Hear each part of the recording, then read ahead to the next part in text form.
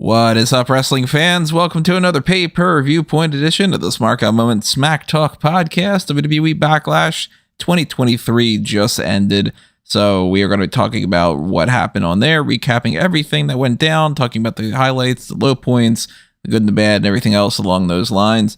I'm your host, as always, Tony Mango, and joining me, as always, is Robert A. Felice.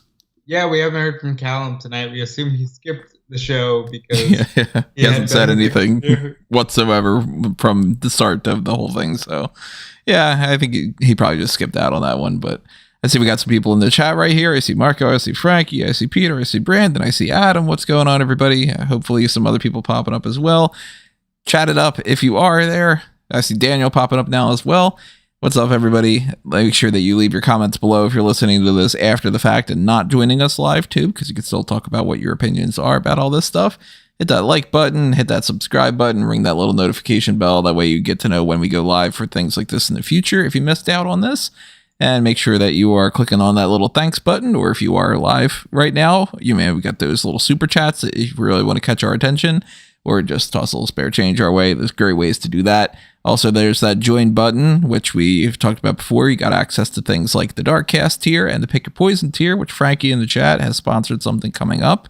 So we will be getting around to that in a week or two, depending on when we're going to actually record it.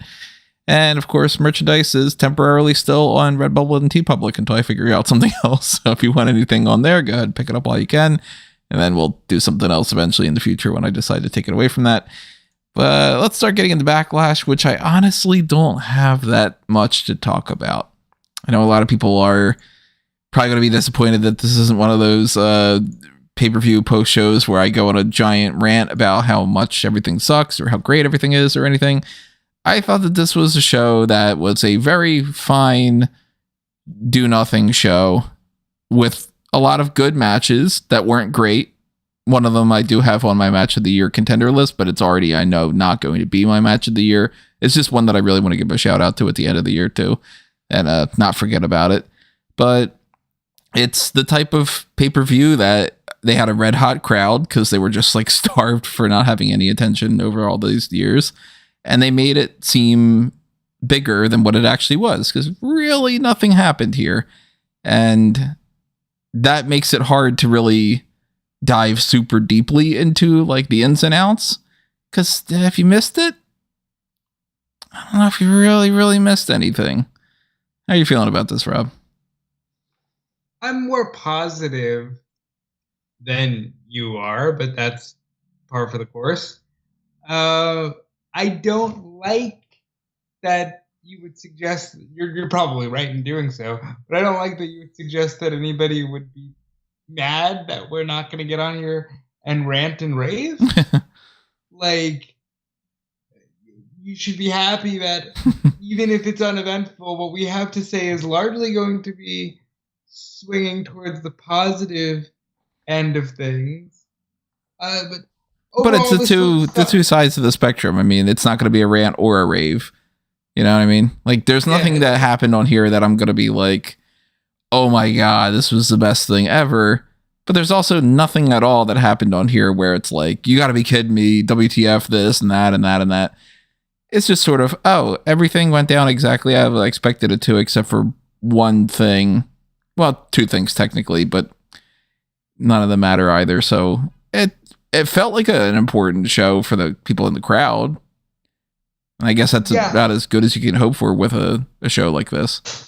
That's what I want to focus on tonight. I want to focus on, it reminds me of Crown Jewel 21, where you kind of sit down and go, oh, a crowd can really add to the environment of a show.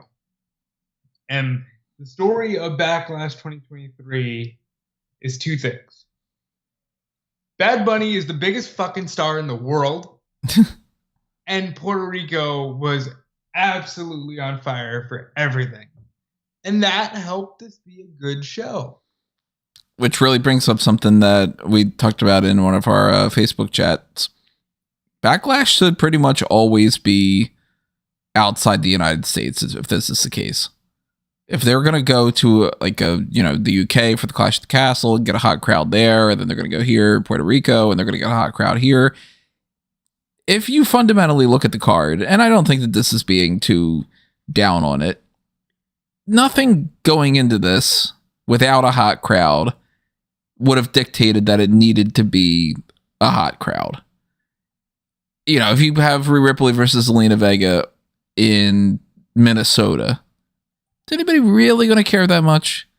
If you have Austin Theory versus Bobby Lashley versus Bronson Reed, and you put that on an episode of Raw or SmackDown, it's not going to get the same kind of feel as what it had here. So it kind of makes me go like, all right, well, you know what? If Backlash is going to continue to be sort of, let's fill in the blank of what we did at Mania and kind of rehash some of that stuff, and we got a draft coming up, and then, you know, everybody's kind of bouncing around and all. If it will continue to be like that, which we've seen many, many times in the past, put it in front of a crowd that's been starved for this kind of content, and they're going to make it seem like it's a much better show. All due respect, if this was happening in Minnesota, Zelina Vega wouldn't have gotten a shot at the SmackDown Women's title. Right. However, when we get to that match, I'm going to sit here and vehemently defend the idea that Zelina Vega should have been the winner. I'm sure other people are going to agree, but again, if you agree or you disagree, chat it up. Let us know what you think. Let's start talking about the individual segments and matches and all. Kickoff, of course, had absolutely nothing to it. It was just pre-show panel stuff. There's nothing at all to talk about there. And they started off with the Raw Women's Championship match, Bianca Belair against the heavy crowd favorite of Io Sky, which they were setting themselves up for disappointment on that one, because now Bianca Belair is the longest reigning women's champion outside of everybody but Fabulous Moolah, which really doesn't count. Because, I mean, look, Moolah didn't hold that title for like 9 years or whatever the hell it was. It went away, and then they counted it as continuing and all. But effectively, Bianca's the longest reigning champion that they've ever had. And I don't think that that's undeserving. I think Io, of course, is great. They put on a great show. They did as solid of an opener as they could possibly do, because they're both super talented. And ultimately, Bianca Belair retained, and it is what it is. I completely disagree. Because this...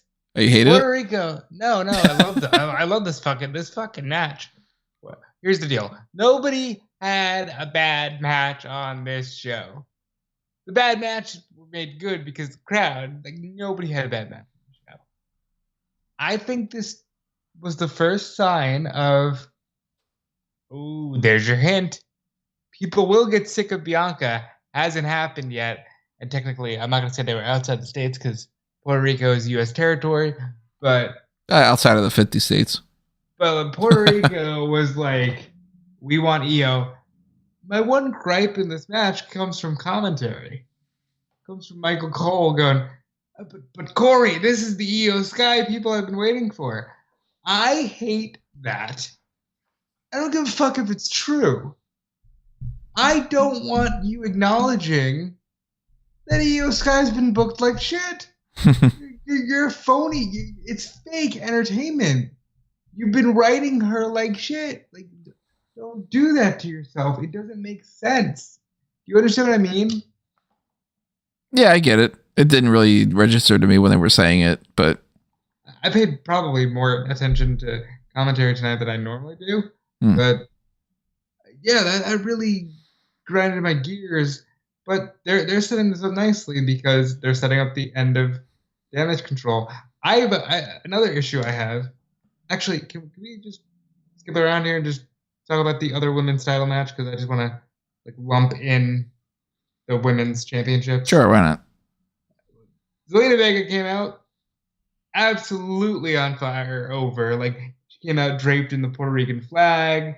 Her gear was the Puerto Rican flag. Her hair was the Puerto Rican flag. Very early contender for best ring gear in my mind, for my notes. She had so much love and support. The crowd was going nuts. Ole ole chants. Other chants. I mean, Zelina's mother gave her chancla. She threw the chancla at Rhea. This is such a fun match. It had no right to be this good. But I'm going to say here what Callum's been saying about Sami in Montreal. You should have just had Rhea Ripley lose the title.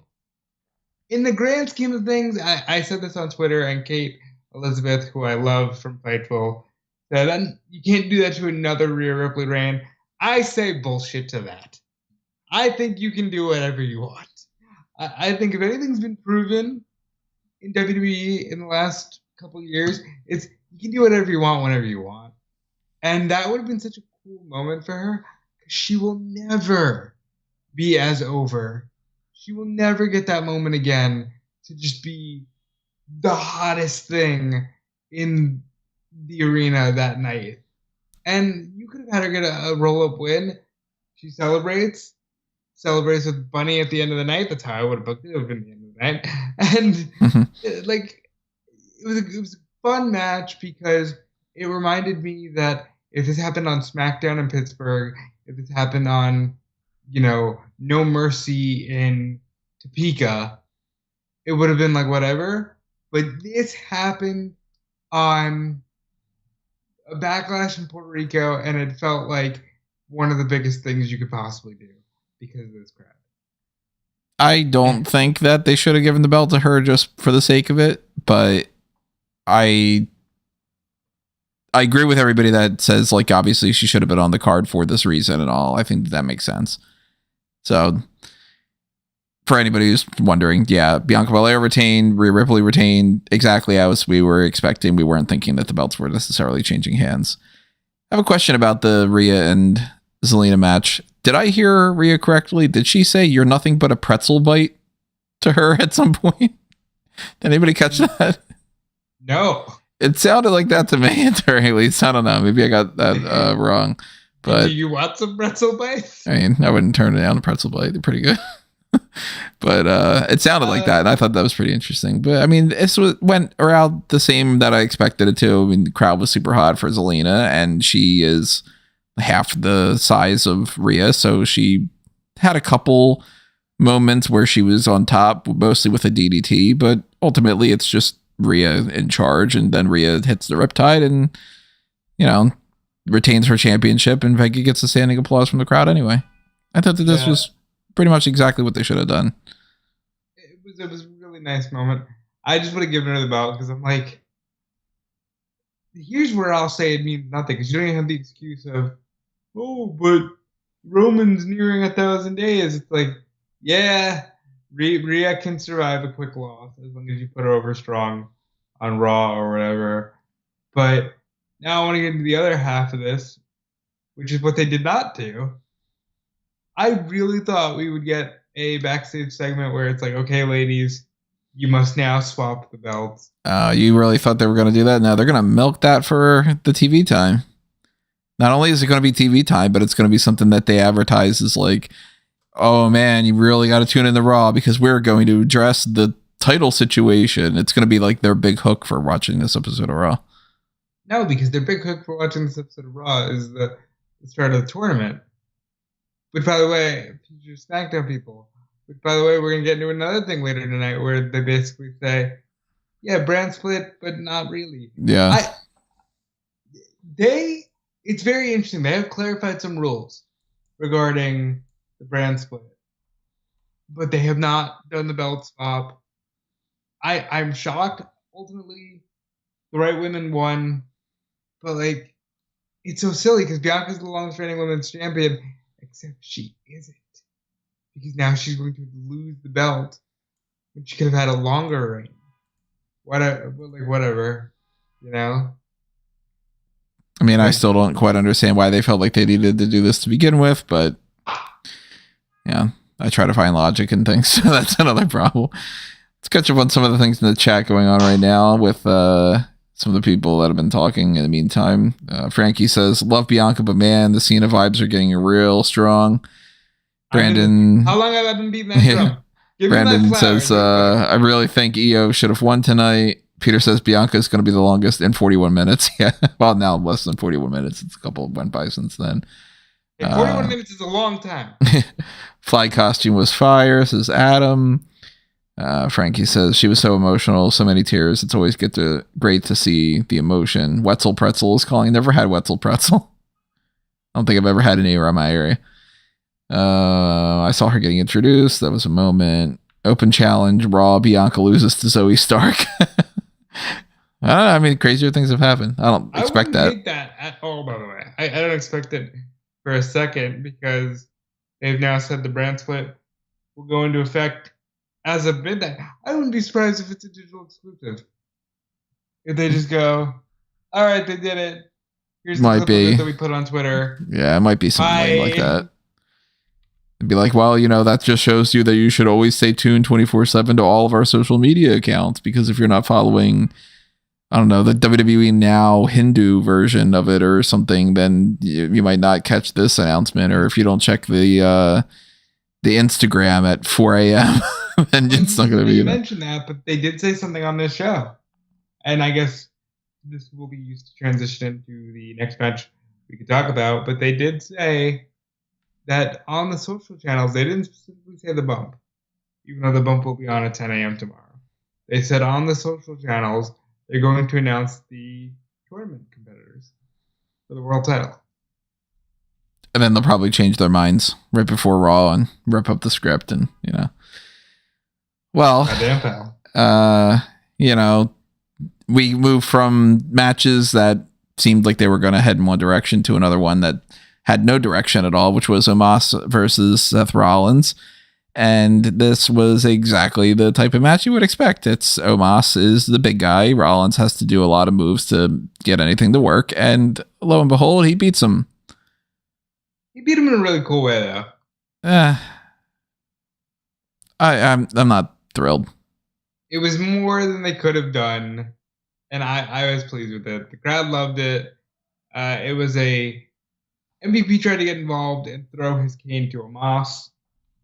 The referee saw MVP, but since, the cane landed on the floor, basically, Rollins curb stomps Omos, headed to the cane. There's a regular curb stomp. Omos still kicks at it too.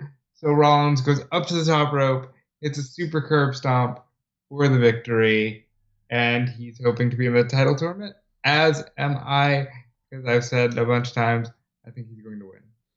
I still expect him to win too. I don't quite know what their plan is as far as this whole Raw versus SmackDown element to it, because it doesn't strike me as any obvious picks. But I know what I would do. Him against Styles? Bingo. To me, that's still that just seems so. Look, Rollins is great. Styles is great. It seems like it doesn't matter to me. It's not giving me. It's not going to matter either way. It doesn't give me any vibes that this is the championship that matters. It's not. It doesn't do shit. I mean, we're going to go back to the whole thing with Cody should have won a Mania. I don't fucking care. It's he should have won. He should have split the titles that way. It's Rollins beating Omos, who is now 3 times over, if not 4 times over. The guy that they go, but he's huge and he's going to fight somebody, and it's impossible for him to get beaten except for those guys that beat him. And then the guy beats him. So Rollins beat him, Lashley beat him, Lesnar beat him. Other people have scored pins over him when it comes to the tag titles with Styles and all. So that doesn't count. Yeah, it's just it's a big whopping I don't care for me when it comes to Omos versus Rollins. This didn't boost Omos in any way, and it didn't boost Rollins, and it didn't seem to matter in my mind. So the only real quality to it is if you really, really like the match.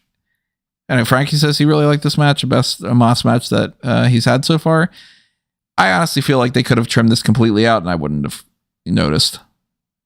Here's why you couldn't trim it out. Rollins needed to be on this show.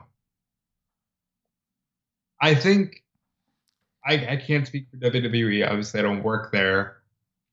But I'm getting the vibe with Omos. We're going to get you your reps in the ring. And if nothing else, we're going to get our money's worth. We're going to put you in these matches with these big-time people because it is an easy spectacle, because you are big. I just ultimately feel like a lot of these things that if you're not going to put the effort into building a story for it, which of course they didn't put any effort into this whatsoever, then make it mean something. And if this would have been these two are fighting for one of the spots in the bracket, then at least I could have argued, well, okay, They didn't do anything to set it up, but it's got purpose to it. And instead, it's just Rollins beats Omos because they needed to fill time. And they wanted to have these two people on the card for some reason. So let's talk about Omos real quick, because Omos is a free agent. They did this thing this year, which is an interesting play. But they have drafted people to the status of free agency, which means I don't know if this holds firm until they want to just decide to draft someone somewhere, or if this can hold firm for the entire year. But they made it very clear that Omos can just show up anywhere at any time at whomever's request because he's a free agent. Not the way I would do it, but it makes sense.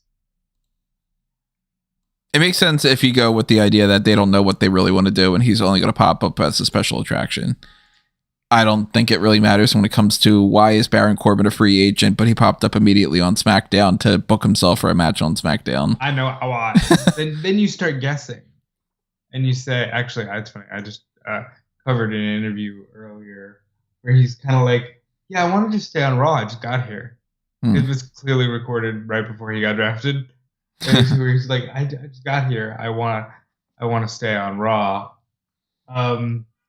With Corbin, I think they said, you're a good, annoying heel who can go anywhere, and we need that quality on either show. And it's the same thing with guys like Elias.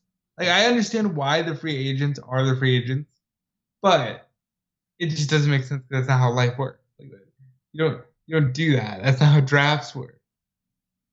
Yeah, they already went against like 7 of their different rules, though. You know, got to split a different title because Roman's got a title. He's got 2 titles, but let's make another one, and then that doesn't apply to the Raw and SmackDown tag titles. And then we're gonna get the NXT Women's Tag Team Champions are suddenly coming up to SmackDown and whatever. Like, whatever. Yeah, but I'm gonna bitch about that more later. The United States title triple threat match was next, and this exactly went down the way that I was anticipating as well, to the point that I had even specifically said Lashley's probably going to hit a spear on Reed, and Theory's going to toss Lashley to the outside and then pin Reed to retain, and that's exactly what happened. So I said the exact same thing on the SmackDown post show last night. I called it pretty much spot for spot. Okay, this happens in Spear, and Theory's the winner. But again, the most important thing in this match was on commentary, because Michael Cole made it a point to say, Corey, I asked about Bobby Lashley about coming to SmackDown and what he's looking forward to, and he said to me, Roman Reigns. And we're off. I mean, we knew that was going to be a guaranteed feud from the start, because they have nobody else, really, They have nobody else. And honestly, like, the big deal is Roman's coming back on Friday, right? Like, you can tease the tension in the bloodline, and then just have the Hurt Business show up in suits, and you're done. And then Omos can be like an enforcer of the Hurt Business, right? And then you got Omos Solo, Benjamin's Alexander Usos, and you can run that shit for 6 months. No, please don't run anything for 6 months. I'm tired of this crap. I mean, but you could, though. You could run it for 6 months. Well, something that they said on commentary that I thought was interesting tonight that stood out to me was Roman Reigns is looking to beat Pedro Morales' record. Yeah. They specifically said, what was that, 1,024 days or something? They said words. So that's like, okay, well, now you just also showed that not only is Roman Reigns holding it for that 1,000 days, but you are very clearly holding it an extra month on top of that. Yeah. So that's not too shocking to hear that. I've said before, I think that they're keeping him champion way past Mania 40. I think that they, at this point, want him to beat Hogan's record. And, I'm expecting maybe 41 maybe is when he'll drop the belt. If not, maybe even after that. Talking about another 2 years. I still think, I'll be the naive fool. I still think Cody wins Money in the Bank and goes to SmackDown. But I have even less. I think even less that likely that's happening after tonight. Yeah, even more so now. I'm like, yeah, he's not winning that. But yeah, technically speaking, Pedro Morales has held the title. He is on the record as 1,027 days. So they are definitely having Roman at least hold it until 1,028 days. So that way he would be, let's see, Bruno's. He's not beating Bruno's for. He's not beating Bruno. No one's beating Bruno. He could be Bruno's individual one for number 2 because Bruno had 1237. Man, I don't want to be talking about an extra 300 fucking days. I think it's happening. I mean, I guess we'll see. But for right now, I think you can see that Hurt Business stuff start as soon as this Friday. And maybe Bobby Lashley, Roman Reigns at Night of Champions. And right now, that seems to be at least a guaranteed goal. Pedro Morales is going to have his record overtaken, and then it'll be number 1 will still be Bruno with 2,803 days. Number 2 would be Hogan's 1474, and then Backlund's 1470. So, oh fuck it, just to have him get to 1475. like, all right, if they don't have him lose it this year, within this calendar year, just have him beat Hogan's. Yeah, I mean, he's not going to beat Bruno's. That's not going to beat Bruno's, but he can beat Hogan's if he doesn't lose it.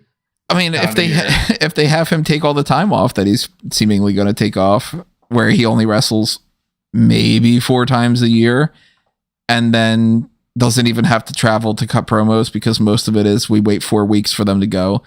Oh my God, the big selling point of SmackDown is Roman will be there to speak for 3 minutes. Then, I mean, look at how much they were able to milk with Brock. They're going to continue to do that. So even that at this point is a different situation because they did not milk it this hard with Brock Lesnar. They straight up did. Brock Lesnar did more during his part-time runs than Roman Reigns has done. Especially within this last year. Because when Brock was champion, the first time, he won it at SummerSlam. He skipped the October month and the November month and was back for the Royal Rumble. And then he stayed and did WrestleMania. When he had it the second time, he was a pretty solid defender. He did Great Balls of Fire with Joe.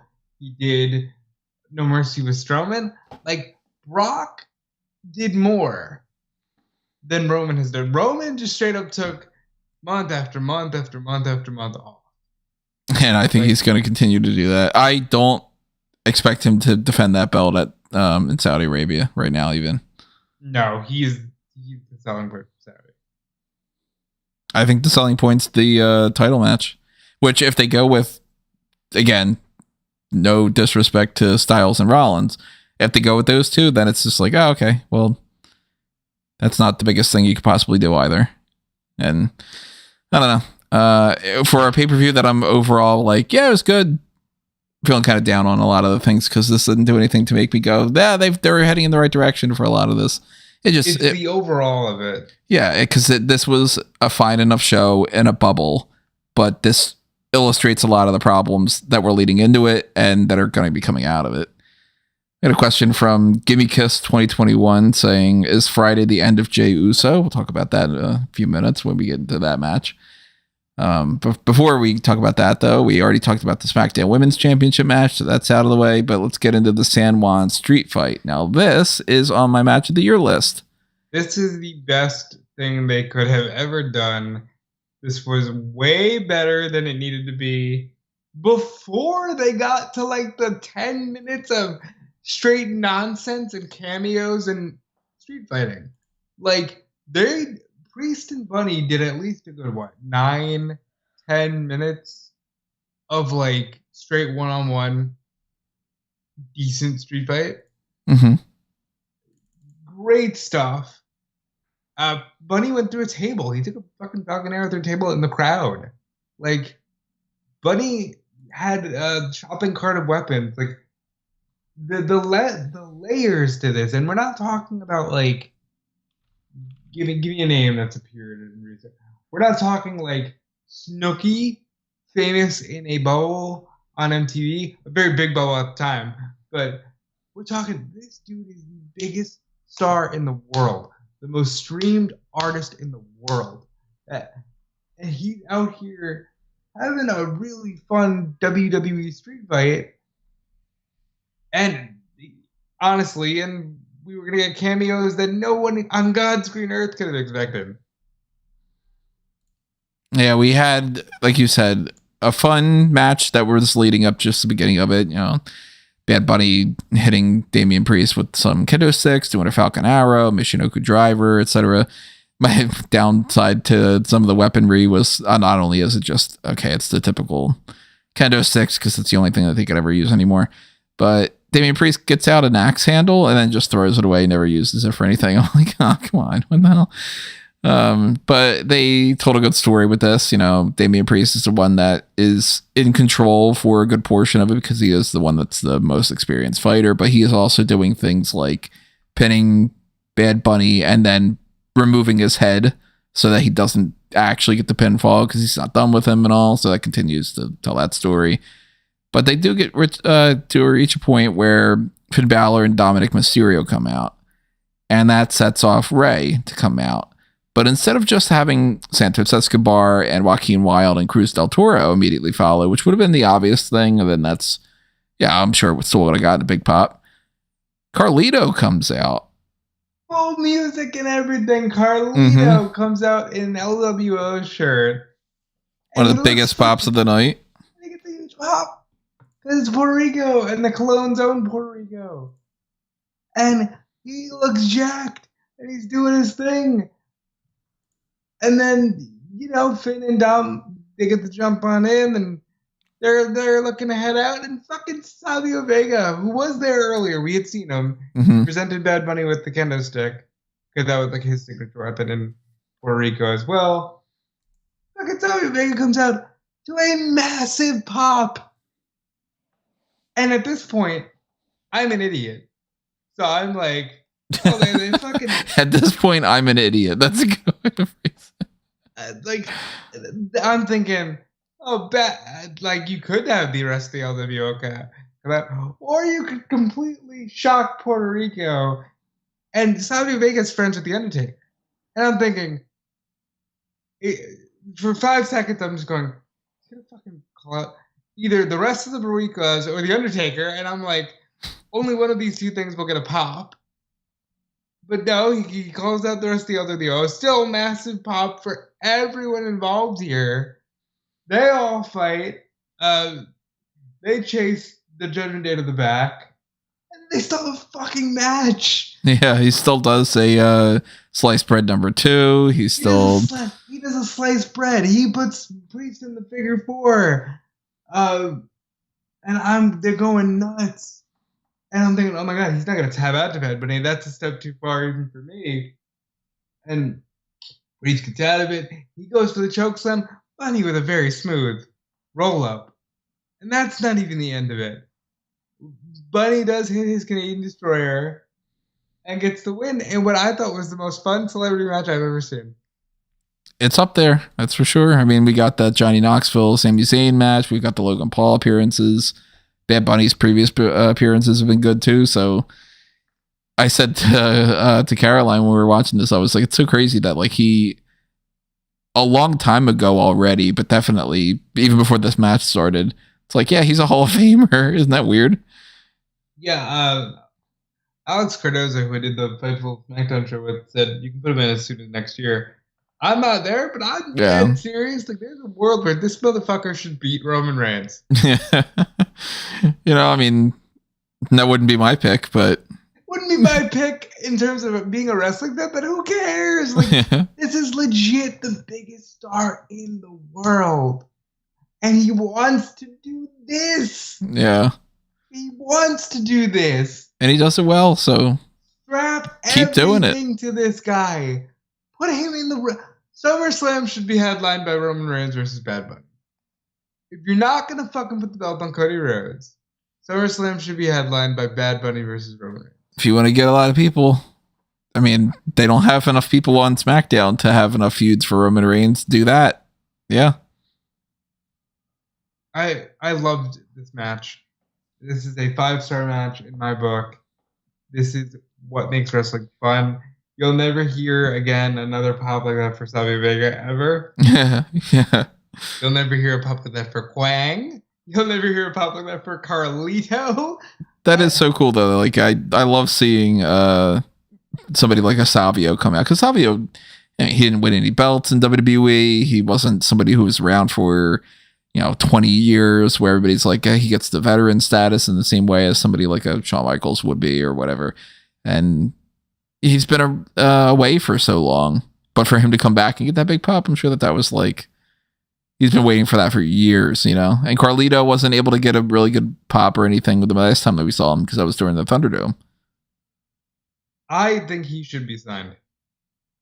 I wouldn't be opposed to it. That's for sure. I always like Carlito. You need mid-card guys. You're doing a brand split. You got Carlito. He should fight Austin Theory. He looks great.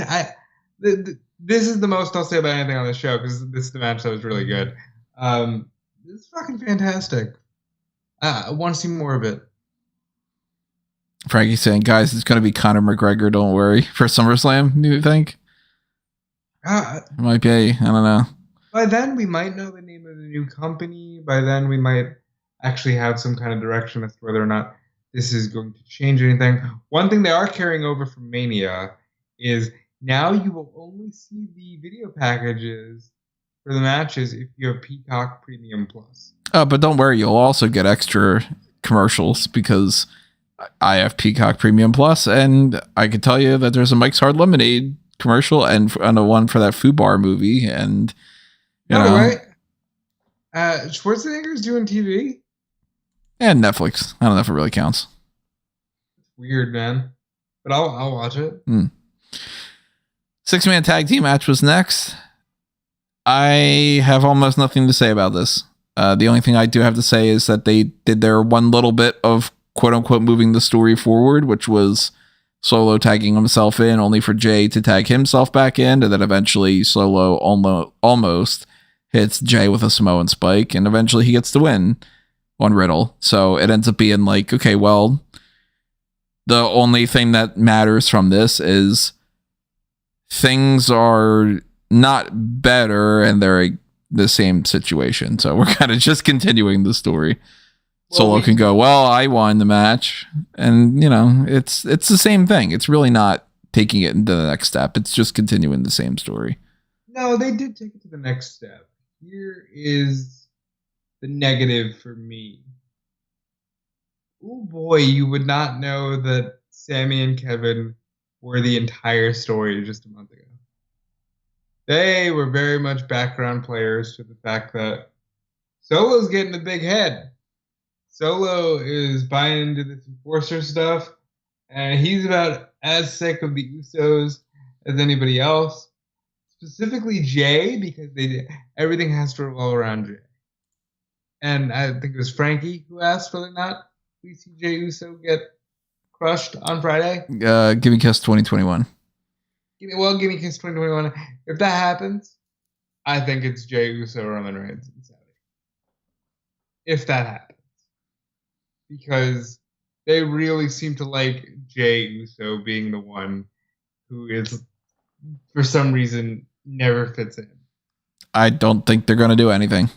I think that they're going to have another segment of Roman being like, oh man, I'm kind of upset, but not enough to do anything. You better watch yourself for the next 3 months. They could. I'm trying to move the fucking story. Yeah. I'm speaking from the perspective of I want to move this damn thing along. Yeah, you're talking about hopes. I'm talking about realistic cynicism. Well, because I gotta come on here and say something. Yeah. Otherwise we're very close to just the three of us being in full Callum. I don't care. Right. Yeah, I mean, it's hard not to be, though. I mean, Frankie's asking again about, do you think the Roman's wrestling a Night of Champions? I don't. Rob does. I think if he does wrestle, they're going to just very, very quickly hotshot somebody into the number one contender spot and just say he's going to fight that person and that's the end of it. But since they're trying to focus half of the whole world tournament thing on SmackDown and they don't have anybody that's really worthwhile, if we're supposed to get 6 people on SmackDown that are fighting for this belt, I can't even name you 6 people that make sense. Well, no, we're not getting 6 people. It's a 2 triple threat matches, right? It is 2 triple threat. Okay, yeah. So you got Styles if he's healthy enough. You got Sheamus, Rey Mysterio, Karrion Kross, Bobby Lashley, and I guess Theory's in there, even if he's the United States champion. And then that's your 6. That's I guess, yeah. So I mean, that doesn't strike me as any of them making a whole lot of sense. To then you have to pick another person that's going to be fighting on the side there. You could swap somebody in there like an LA Knight and then take an AJ Styles out and just go straight to Lashley out. Yeah. Or that's where I say the story is Usos. The Jey Uso and Roman thing? Yeah. Maybe. I don't know, but we talked about this before. From the perspective of let's move it along here. We talked about this after Mania, and we talked about this with the draft and everything after the draft too. You're going to have to do a lot of work to make me give a shit about anything that Roman's going to do for the next year and a half. Because I ultimately just go, well, he is not going to lose whoever he goes up against. And the feud leading up to it is going to be the same bullet points that we've had with every single one of them. They're going to fight the Usos in solo. Roman will pop up for 2 promos where he'll say the same thing. I'm the tribal chief. Acknowledge me. I'm going to beat your ass. I smashed everybody else. And then he'll do it. And the match will have a referee bump, and then Solo will come out and interfere, and then Roman will beat the guy. Like, so, yeah. Now, to be I've seen it before. When we did our whole deep dive discussion on the New World title, I was the guy who was pleading to not talk about Roman. I mean, like, that conversation alone had me ready to create my Roman Reigns rule. But again, like... For anybody who doesn't know about the Brock Lesnar rule, yeah. But again, like, if we're gonna talk about it, I'm gonna give you my best guess of what I think could happen. There's a good chance you're just right, you know? Yeah. However, I'd like to think we're not doing 2 major shows without Roman, because here's what we didn't talk about. There's some notes about the tag match we did not talk about. One very clear note is that Puerto Rico was not happy. They were very loud with "We want Roman" chants. And at that moment... Oh, that was "We want Roman." I thought they were saying "We want Owens." No, they were saying "We want Roman." Mm. And I was like, you know what? Yeah. They have every right to be. How did they not say, "Hey, Roman, can you even if we make a 8-man tag, can you do a spear at the show just so people can see you?" Nope. It didn't hit me until like they started chanting for him. I'm like, yeah, I'd want Roman too. Wait. Like, I honestly am at a point where they're going to have to prove to me that I'm wrong. I don't even think that we're going to see Roman do anything until SummerSlam. I can't envision that, but I envision this if that's the case. By June, they're gonna go, oh my God, we can't do this. We need to hotshot these belts off him, because they're going to become internally frustrated. See, I think they're gonna be just looking at the shiny new toy of that other belt. They're gonna go, we've got that one. So if anybody's feeling like they're getting itchy that there's not been another title change, we'll just change that one here and there. And no, but it's not. It's about more than that. It's about, granted, crafting SmackDown's a lot easier than crafting Raw, which is why Raw is in desperate need. But like, it's how do you craft a show without a top prize? U.S. title's going to be that, I think. They'll just treat that as like, yeah, you're getting a title match on SmackDown. Isn't this crazy? The United States title's on the line. It's so prestigious. I don't think, by the way, for 2021 in the chat, I don't think we're going to see Bad Bunny versus Logan Paul at SummerSlam. But you know what? If they want to get a lot of people talking, Wouldn't be a bad idea. It seems like they both can hold the fort down. So I think both of them are way beyond just doing a celebrity match with each other. I think one of those two needs to start going for a belt. I could see Logan Paul winning some sort of championship for a little bit. Yeah. If he can be a babyface, he can have a fun little ride with Theory. But I like him more as a heel, so I'd rather him face someone who could treat him as such. But the other note from this tag match, and then we'll quickly move on to wrap this show up, is Michael Cole during the entrances of Kevin Owens and Sami Zayn. As Corey Graves, in fact, this is the funny thing, was trying to make the point of story's over, Michael Cole said, because they are the undisputed tag team champions, and they will be going between shows. Mm-hmm.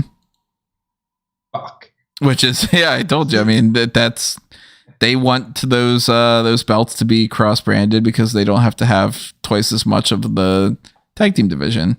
And they did not do anything to unify those belts. They didn't even change the belts to a design that isn't god-awful. So that, I think, will happen either way because they're not Roman. So there's no money in the visual of, hey, let's hold all these belts. If they're going to insist on being unified, just like the last time, I think they'll create new belts. I feel like they have no need that they are feeling the pressure for. I think in their minds, they're like, well, why can't they just keep holding those two? That looks impressive, and that keeps brand recognition up, and then we don't care, essentially. I think if they're like really fighting to keep the belts around is, remember back in January when they were randomly like, and we're specifically having a tournament to determine who will challenge for the SmackDown tag titles after having defended them like separate belts for a whole year. If they do that, because they just go, all right, enough is enough. We need to separate these belts. However, there's also the story, the giant pennies were ready for DX to be the one to introduce them back in 2009, right? That's true. Yeah. And Shawn Michaels took one look at those belts and said, we're going to keep carrying two belts. Yeah, those are ugly championships. I've hated them from the start, and I really don't understand why they're keeping them, but we've talked about that before. Let's get into our main event here. Before we do, though, I want to remind everybody of some other quick little plugs in the meantime. If you're liking what you've got going on here, obviously keep staying tuned to smarkoutmoment.com and follow us on Facebook and Twitter at smarkoutmoment. But if you want to see what's happening on the entertainment side of things outside of sports entertainment, head on over to fanboysanonymous.com and share your support for the Blue brand over there. Go to Facebook and Twitter and Patreon and YouTube and all that stuff for those different elements of that channel. Make sure you're checking out the Blueprint project over there for all the stuff that's in my epic rewrite type material, like the things with Superman and with Star Wars and all. I've added some more Star Wars notes to it, and I don't know, I might try to do something with that this year at some point. But in the meantime, I already, of course, have been talking about Absolute Power Rangers, A Mighty Morphin Epic, for anybody that's into that series. And of course, there is the Batman, A Nighttime Story, 100 Records from the Wayne Foundation Archives, which I'm currently working on Chapter 4. I don't know when I'm going to record it or fully have it written out exactly beyond the one little outline that I had before. I got to add more and more details for that. But stay tuned for all that stuff over there. And let's get back to Backlash here with Cody Rhodes versus Brock Lesnar in the main event. A match that is not for the title like it should have been, arguably. And it is not for anything with the tournament, which it should have been. And it is not a number one contenders match for Who Fights Roman at the Night of Champions event, which it arguably should have been. It's a match. I am, to be that cynical person, I think their entire goal here was, we know people will be disappointed that Cody didn't win at Mania, so let's give him a big win afterward, and then we can say, shut up. And then when they were booking the match, they said, well, he can't win really strong. So he'll put up a good fight and then he'll get a quick pin. And that means that he beat Brock. And shut up. He lost to Mania, but he won a match with Brock Lesnar afterward. What the fuck more do you want from us? Isn't he back on track already? Shut your mouths. I think that's essentially what they're going for, which in my mind, this does not offset his loss at WrestleMania. It does some rehab work, but I do not look at Cody Rhodes right now and think, oh, he is exactly the same position that he was when that bell rang at Mania. Do you?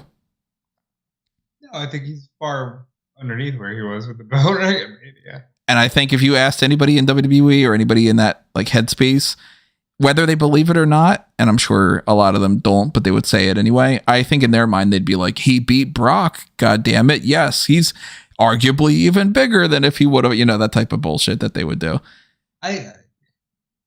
I fully think that their intention here was, this is it, he technically gets a win over Brock, and that completely in their minds absolves them of the WrestleMania loss. Well, let me start by saying how I'm feeling in this particular very moment. I treat this podcast kind of like I'm sitting in my house as opposed to, the office when I'm on another one. This is the place where I'm most comfortable. I love Smark at the moment. I love the platform. I can just say anything unfiltered. And in saying that, I already feel like I've said way more about this show than I intended to. Yeah. Well, we keep it casual here. I think that they did some things right here, such as starting hot before the bell so that you could use weapons and put people through tables. That was clever. Brock bleeding a gusher was not on my bingo card, and also clever. I like that. That was one of the best parts of the match. For anybody who didn't see it, he ran his head straight into the exposed turnbuckle, and you could immediately start seeing it open up. Like, he was gushing blood. Having Cody Rhodes counter a Kimura into a quick pin and then run away said to me, they're not going all the way with Cody. Yep. They couldn't fucking go all the way with Cody. No, they look at him as a very, very, very good challenger for Roman to tell the story of Roman's impressive title reign. Like I was saying. He's gonna get it because they keep insisting on, he's gonna finish the story. He's back on track. He's gonna finish the story. So they're going there.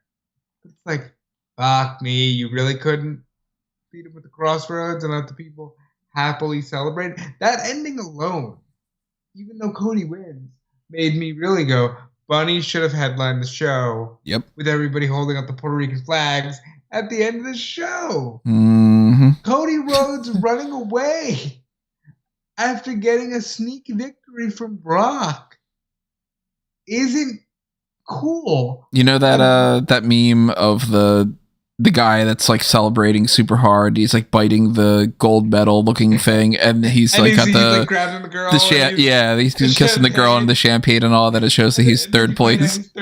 Yeah, I saw one going around, and it's Roman for number 1 and Roman for number 2, and Cody doing that with the World Heavyweight Championship and all. And that seems like what this is. It's like, oh yeah, I beat Brock with a quick pin, and then I ran away like I'm scared and all, but it doesn't mean anything, and I'm not champion, and I'm not even on the same brand as Roman and all. I might be wrong here, because, as I said, I treat this show like it's my comfort zone, and I just say whatever the fuck I want.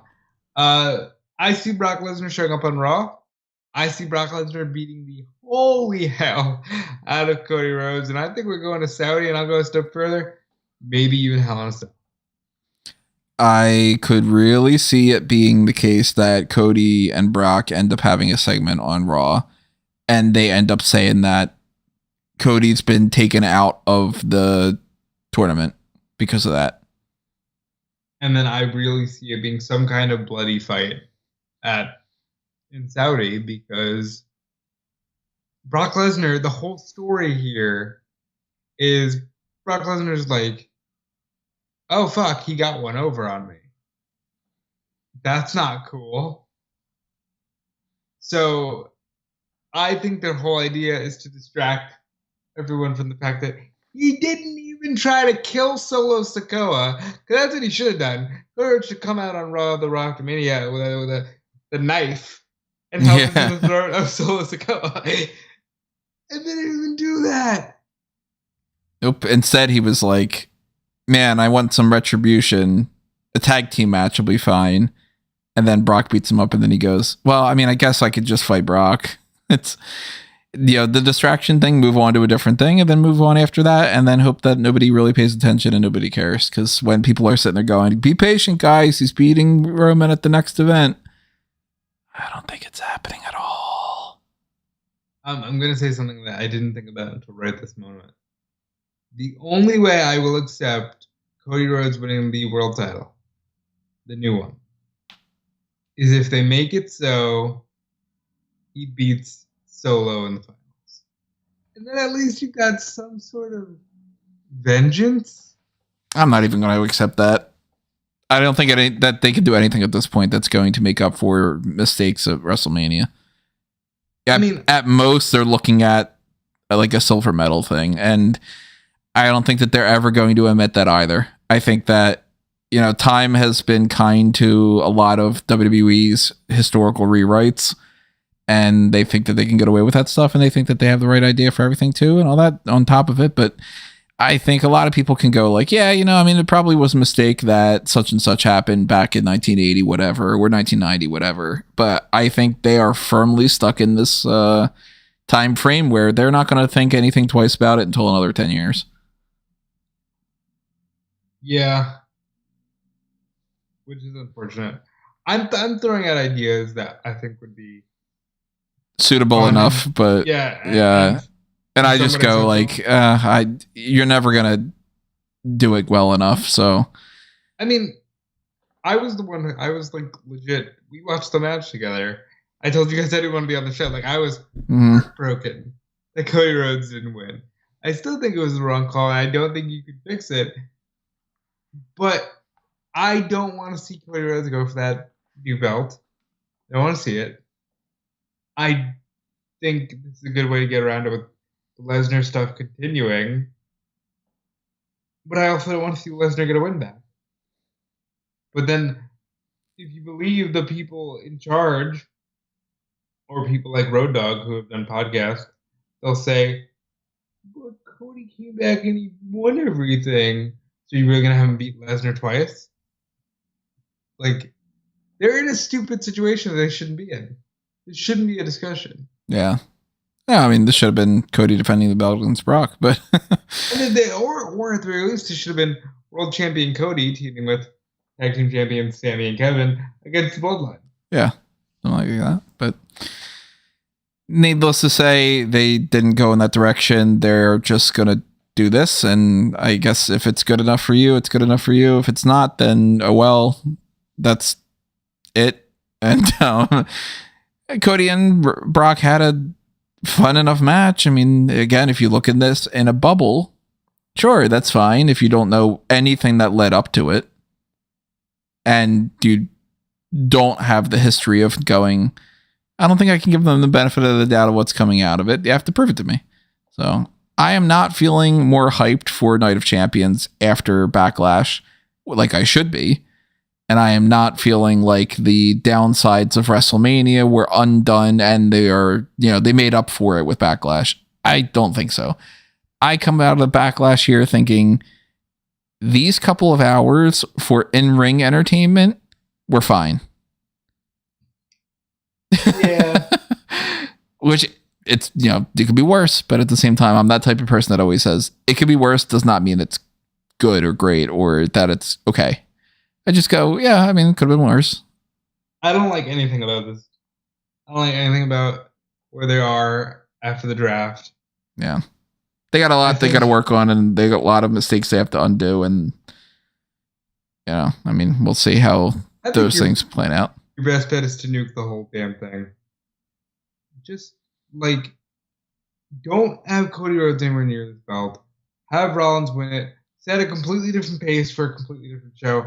Like, your best bet with the Raw side of things is to act like Roman Reigns doesn't fucking exist. Because no, I'm dead serious. Because like the fact that the conversation keeps going back around to Roman, there's a good chance to show why Roman's not working.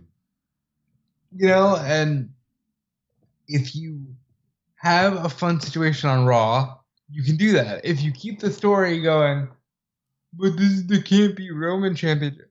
I haven't been doing this annoying thing on TV lately where they're just acknowledging things.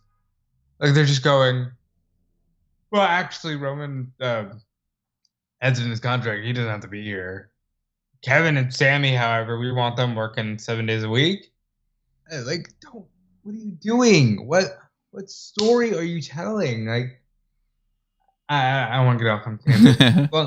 long story short, I don't like a lot of where we're going here. I tried to give you guys a fun podcast with a lot of my wacky and zany ideas because I feel like you're owed that. You can go to a lot of other platforms that'll just tell you, yeah, but everything else sucks. Yeah. And I don't want to give you that. I want to give you something that says, well, let's use our imaginations and imagine where this fucking thing could go. That's why all the more reason why you guys should be supporting our fantasy booking ideas, because then you can see what we can do when we are heading in the positive direction with creativity and the idea that we don't have to be pigeonholed in certain situations and all. So at least in the current stance of WWE right now, after Backlash heading into Night of Champions, I feel like if you didn't have Backlash at all, okay. I mean, this is post-Mania. This should be super duper exciting. I'm not feeling it yet, but this was an okay show. It had a really good match in the Bad Bunny match. The other things were good or okay, or in some ways great. A mixture of them, and it's a do nothing pay-per-view. So it ultimately, I mean, it's I guess the best way to say it is like, it's good enough if it didn't mean anything. If it's supposed to mean anything, it doesn't do that for me, but I guess I should just shut up and enjoy the show, right? That's it. So, I don't know. I feel like I'm getting more and more down on this pay-per-view the more that I talk about it, but the segments themselves in a bubble, they were fine. So, thumbs up enough. It's not 2 thumbs up, and it's not changing my perspective, but hopefully you guys enjoyed it way better than we did even. I know that both of us were like, yeah, it was good. Yeah, it's fine. Whatever. I think, as we've said about way too many shows in the recent past, you're better off if you look at it in a bubble. Like, if you don't follow this product, you're better off. And it was probably like a 5-star show. And if you were in Puerto Rico, of course, you're going to be more excited too. Oh, and if you're in Puerto Rico, this is your WrestleMania. This was insane. So yeah, that's Backlash. We'll see in a couple weeks if we have more to talk about on the positives or the negatives when it comes to Night of Champions. And of course, we'll be breaking down more of that over the coming weeks. The next main event that we have, though, we already recorded, which is a look back on the other people who have won the World Heavyweight Championship, specifically the big gold belt. And we are fantasy booking the ultimate card from that. So again, if you want to know what happens when we decide and we go, hey, look, this is something we could be super fun with and we could have a lot of potential and how would we do it and all, then you'll see we got a pretty damn good card that we settled on. So that's coming around Tuesday around noon, I think is when I had scheduled that. So of course, stay tuned for that. So we got a question in the chat. What is this? Let me read this real quick. Question, why does the other guy talking sound like Riddle? For either of us or for Callum? Or I imagine it's for me. Because I've been told I have a very California stoner bro vibe to me. Here's the happiest thing about that comment. You're clearly new here. So hi. Welcome. I'm Robert D. Felice. I'm on this platform and Fightful and WrestleZone. Stick around. I promise I'm not Matt Riddle. And you can find Rob at Dude Felice. You can. You should. You should follow me everywhere. My tweets will make you think I'm even more of a stoner bro, but I swear to God, I'm not. Yeah. Follow me everywhere. I check out the SmackDown post show I did last night with Alex Cardoza. Check me out on Twitter. Check me out on Instagram. I want to do so many more things in this space and other spaces. It's just a matter of finding the time and the motivation to continue pumping out content when you want to just take a break. Dudefelice.com forever coming soon. Callum's not here, so I'll fill in his stuff. Wigmeister14 on Twitter. Check out WWEFantasyLeague.com. We do not know if this pay-per-view will factor into the Fantasy League, given the fact that Callum Wiggins did not reach out to us. I don't think that he said that this was about the points that worked, or did he? I don't know. I don't know. He said it would count, but then he wasn't around. Huh. So long story short, we get all the points and he gets 0. I think that means that both of us get like quadruple for the next like 5 months, right? And he gets negatives. That's how it works, right? That's absolutely. Yeah, so stay tuned to WWEFantasyLeague.com. You'll see more information on that. And of course, if you keep hanging out with SmarkOutMoment.com, you'll see plenty of other content there. Fanboys Anonymous, more content on that side of things. It's all under a mango tree, which you could all find at amangotree.com or anthonymango.com. Follow not only the Smart Out Moment and Fanboys Anonymous stuff, but also the me stuff, the personal stuff, the Tony Mango stuff. You can find on Facebook and Twitter and all that.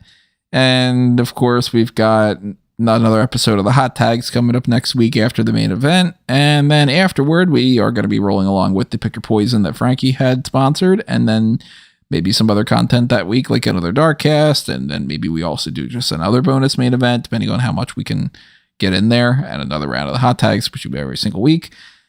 Before we know it, we're going to be getting into all the other pay-per-views that we've got going on. Because, hey, 3 weeks from now, we're going to get Night of Champions and NXT Battleground and the AEW side of things. So it's like, it's going to be a busy weekend. Hopefully those events are better, even more so, and, mean more than Backlash. But we had a hot crowd tonight. We got a couple good matches. I guess that's all you can really hope for in at least this landscape where WWE doesn't care about a lot of it. Anyway. Read one more question or a comment in the chat before we round this out from Michael Patrick. I spit in the face of people who don't want to be cool. Only had time to watch Bunny Priest, but that was so worth it. That's the biggest takeaway. That was the best thing of the night for sure. Yep. Big old thumbs up on that front. Absolutely. All righty, everybody. Well, that's Backlash 2023. Leave your comments below if you haven't already. And we will see you next time. I want to thank you for listening to this. And thank you for all of your support in whatever fashion it is. But adios for now. This has been another Smark Out moment. And we are being counted out.